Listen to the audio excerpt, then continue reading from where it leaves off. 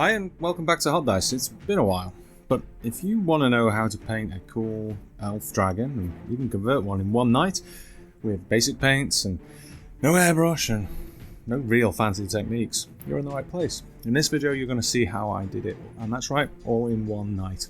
So my Old World journey begins around 6 months ago. I loved Old World. I was into it, and I want to say 16 years ago is when I really gave up. Well, I say gave up, they blew it up, but anyway, let's not dwell on that for too long. This means I've got quite a lot of old models, especially the old high elf stuff. I love the old 90s monopose guys. I know they are a mixed bag for some people, but there was one thing I never really liked, and that was that plastic high elf prints on the dragon. It hung over the base, it was ungainly, lancers used to catch on it, and it just didn't look right. And that's when fate intervened. Games Workshop released a new Age of Sigmar dragon. I don't know what this guy is. He looks like a chaplain on the back of this thing, but who cares? The pose looked brilliant. It was discreet. It was on the base. It was ready to go.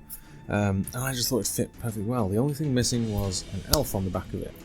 So, as part of a separate project, which you'll see the video for hopefully soon, I made some silver helms out of some Ionoth, I can't remember what they're called now, Lumineth Realm Lords, I think. Kind of high elf light for Age of Sigmar. Anyway, I had a few spare from that because I bought way too many on eBay, and I thought I'd stick that or see if that would fit on the back of this dragon. You're going to see how I took this Age of Sigmar model from this to this. So here's the box.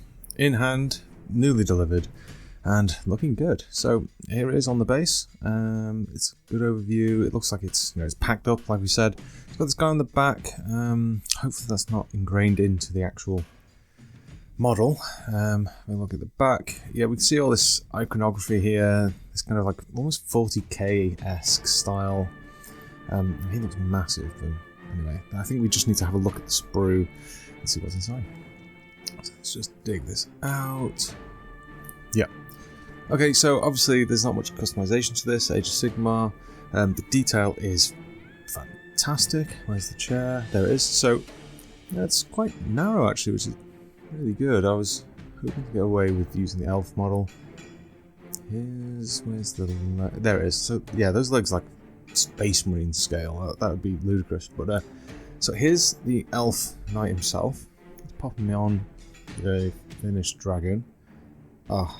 Absolutely perfect. Now, I actually dislodged his legs slightly and dislocated his hips slightly just to broaden his gait. But look at that, he's ready to go. So onto the painting. I actually use spray paints a lot now, so especially like the Vallejo stuff. It's a little bit more expensive, but you get nice smooth coverage, you get nice block colours. I also did the same. I used the metallic spray here for him, and hell, you could say it's done. Joking. Okay. So the first step where we actually get a paintbrush out is here. So we use contrast paint, really watered down, just to make it go further. No other reason. And also just to leave some red. I'm just going to start blocking this out all over. Liberally applying over the entire model. Okay, and there's the first casualty. I knew that banner was going to break when it happened, and it's painful to rewatch. So, trying to get rid of these 40k skulls and weird things that are on this, using some green stuff, just a little bit. I've scraped off all of the icons just to smooth it down, and then I'm pressing the green stuff into it, so it'll just hopefully be a smooth plate. Using my hobby knife, using the flat edge there. I also bought these a while back, they're kind of like sculpting tools, using a lot of water. They're quite cool. But to be honest, the hobby knife was just as good. It just saves using my finger and imprinting my thumb on it. So now that's dried, it's time to move on to the next step. Using my favourite paint, Corn Red. So what I've done here is I've actually mixed Corn Red with the contrast paint I used, which was the Wildwood Brown contrast. This is my big hack. Big brain hack. I'm just sharing with you. It's fantastic. If I'm ever doing any model, I'm doing a contrast over a base, and then I'm mixing that contrast in with the next colour up.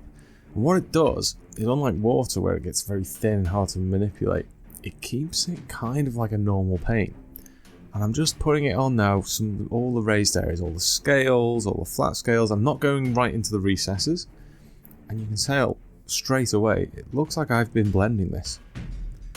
So once I'm happy that's dry, I'm then going up with a little less contrast, or just pure corn red, and I'm getting the raised areas again. And again, it's just a little hack. I'm not doing any blending. I'm just putting it onto the model, and it looks fine. So now I'm going to get a bit braver. I'm using a kind of fleshy orange. I think it's elf flesh by the game colour. It doesn't really matter which one you use, as long as it's kind of got that kind of earthy look to it. And I've mixed that in 50-50 with the corn red, and I'm just picking out the raised areas. No need to be too careful, because we're using the same colours and then just adding a little bit to it, it's quite easy. It's just going to blend in quite nicely. Anyway, I'm trying to catch as much as I can, especially the raised areas. Looking at those shoulders, you can see where the light's bouncing off. That's where I really want to catch it with the light colours. Don't want to spend too much time here. Remember, I want to get this done in as little time as possible. Once I'm feeling a bit braver and I can see where the light's really hitting it, I'm going to add even more orange to this corn red. I'm trying to draw the eye towards that seat. I want it to be like almost like there's a spotlight on the prince on the back of this dragon. He's my main guy. He's going to be my general. And this is where it gets a bit trickier. So now it's a bit lighter. I want to be drawing like pencil lines from the extreme end into the base, not going all the way down. Hopefully you can see that. So just draw in. Careful, because I'm actually going to do a final one after this with a pure orange, or the elf flesh tone. Just pick out the edges. See, it's no labour to this. There's hardly any skill involved at all. Using a fine detail brush. And now you can see, just trying to do pencil lines, rough and ready.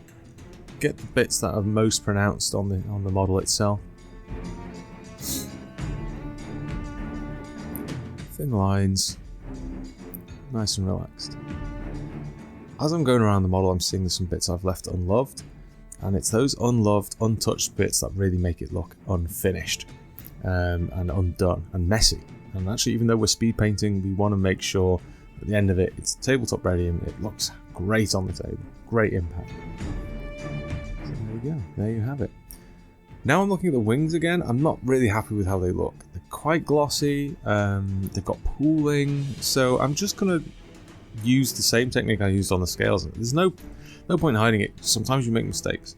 So I've done the same thing. I mixed the corn red with the contrast. Really, and quite a lot of water.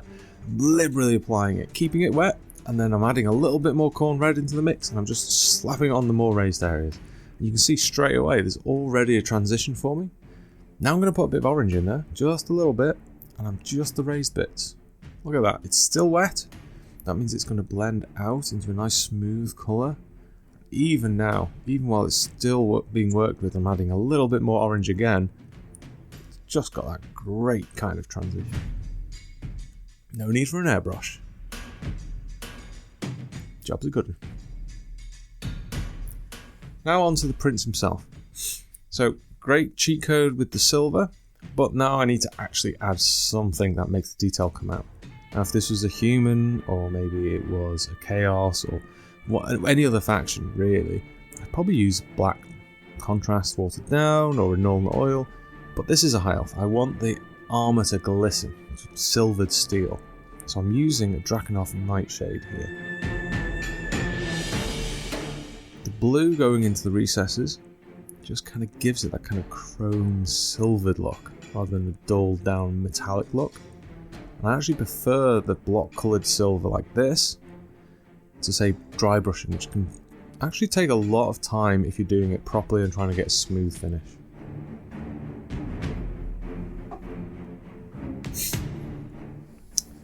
There we go, just trying to pick out this. Doesn't matter too much about being careful here because we're going to go over the finer details of the gold later and all the other parts.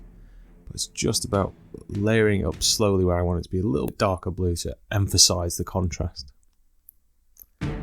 So as I start to apply brown onto this model, I'm going to show you now how I do the gold. So I always start with a nice earthy brown, in this case dried bark, which I personally is one of my second favourite colour, and I'm applying it everywhere where I want gold.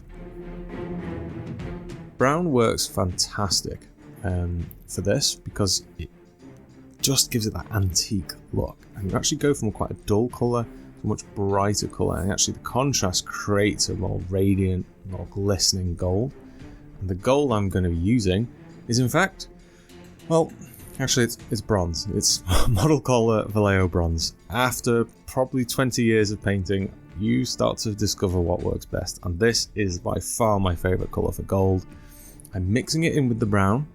So there's my brown on my palette there, my upside down goo pot, and my 50% bronze in there, and look at it, it's a solid block. This blends fantastically. It doesn't break up, there's no pigments, and I'm not getting any, it doesn't clump up. I've had this pot for a long time, and it just paints on. So I'm just putting it in all the areas except for the deepest, darkest recesses, so where the plates actually overlap, I'll try and keep that the dried brown. And you can see I'm barely refreshing the paint on my brush right now. It just goes on so well, I'm losing no detail. Now I'm putting a little bit more bronze, so it's still on the palette. Mix a little bit of that bronze in with the brown, and going up and getting a bit more of the raised areas. And you can see it's already starting to glisten. The tops of those spikes there. Just try and catch the raised areas. That's the most important part about making this look great.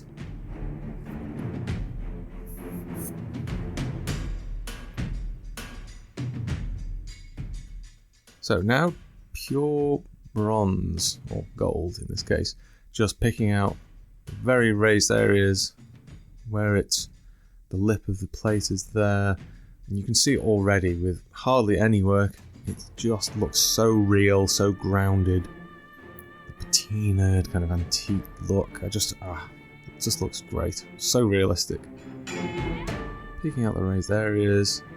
You don't have to be too careful with this, because it's a part of that battle-worn, patinaed look that you want. There you go, look at it glistening. Absolutely fantastic. Looks like it's in use rather than some sort of jewellery piece. Now, just to add a little bit of contrast to that, so it looks a bit flat, even though I do like it. So let's pick out some of the details. Easy peasy. 1 rivet, 2 rivet, 3 rivet, and 4. And I'm actually going to try and just brush that out a bit into there, just to make those lips really stand out on the model. Into there where we've got some script. I think it's passably, it looks magical, so maybe you could say it's elven and not Sigmarine. You see I'm barely spending any time on each step here.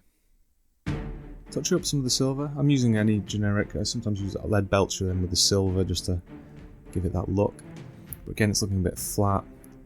But the goal here is just to, where I've gone over with Agrex Earthshade or some of the gold, just make sure it's getting cleaned up.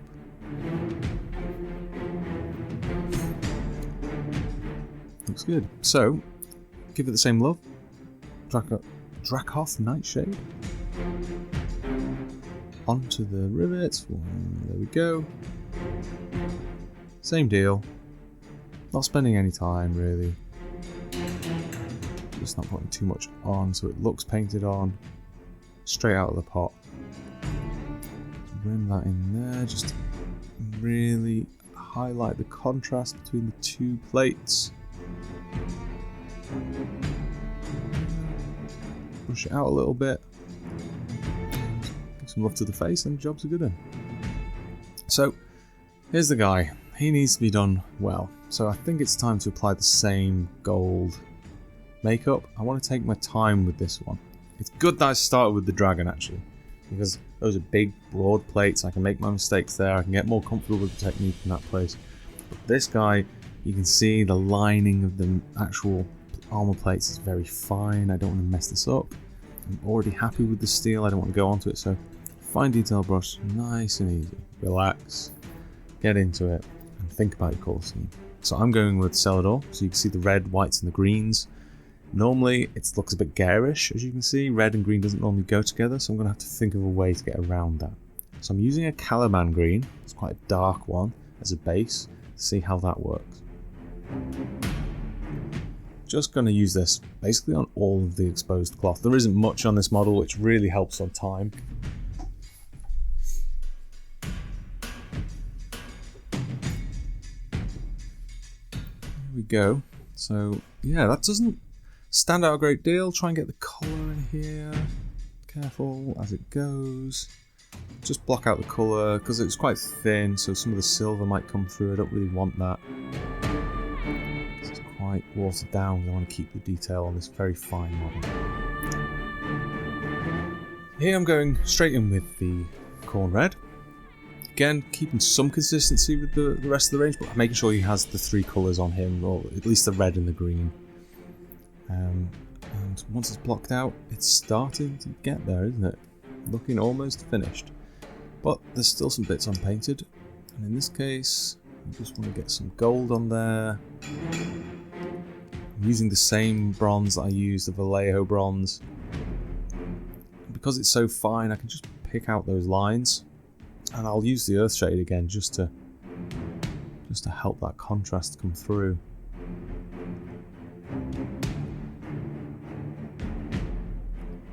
Easy does it. And there we go. He's almost looking like he should be on a dragon. What next? What next? Right. I got it. So, one of the little tips and tricks that I have is my flesh tone. One I use universally. I will block this out. I think this is a Bane blade. It's any old beige will do, any sand colour. And just block out all the flesh. It'd be the face, the hands, where there's any really deep recesses, like the fingers here. And if you look here, there's actually two fingers I'd say I could leave with the brown underneath. I'm just going to not cover that because it creates a natural contrast. Keep it very thin, just block it out. And then I'll use it on the shaft of the lance.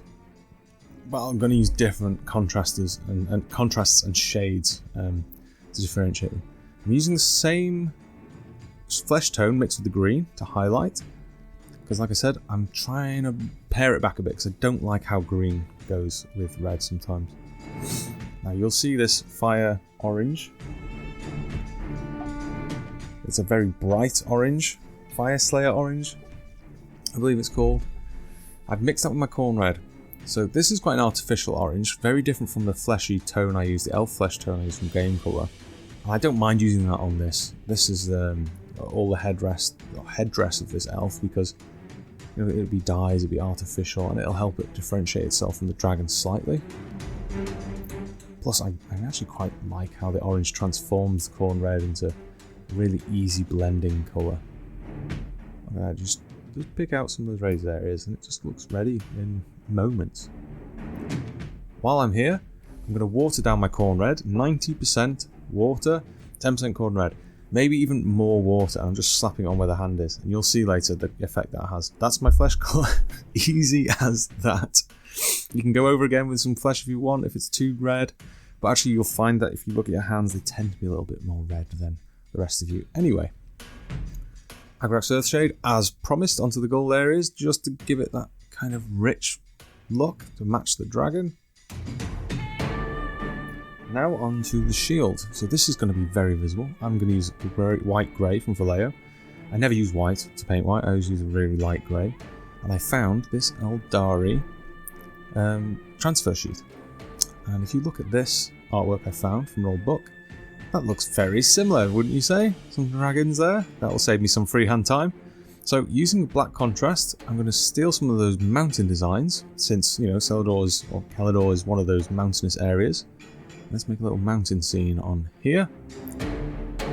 It's really easy to work with the black contrast, so I can kind of be quite painterly with it.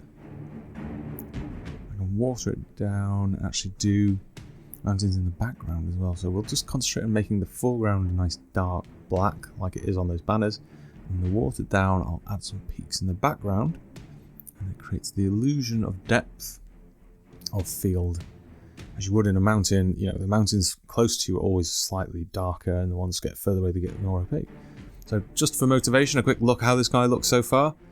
I'm pretty happy with that. Just needs a shield, I'd say. when you pick up the model like that, you look in for those unfinished details. So I've noticed he's got some hair on him. Unusual for a dragon now I think about it, but actually it looks kind of cool. So I'm just going to use the black contrast to get rid of that, because I don't really want to spend a lot of time using lots of different colour paints. And frankly, it's a strange addition. So I've decided for the shield, what you can do to make it something look like it's painted much more than it actually is I've added a little bit of white to that grey. I'm making a kind of like overcast sky. Just, you see I'm bristling it on, making it look like clouds. You'll see it in a moment. There you go, there's my overcast sky painted on. And you'll see now the transfer. Just trying to fight with this. Saving time, he said. But those two dragons emerging from or fighting over the mountain, I'm really happy with that. Just some more finer details I don't want to spend too much time on. No one's going to care if you've painted your talons on your dragon. Least of all me. And I think we're getting to the point now where we can stick this on a painted base, and hey presto.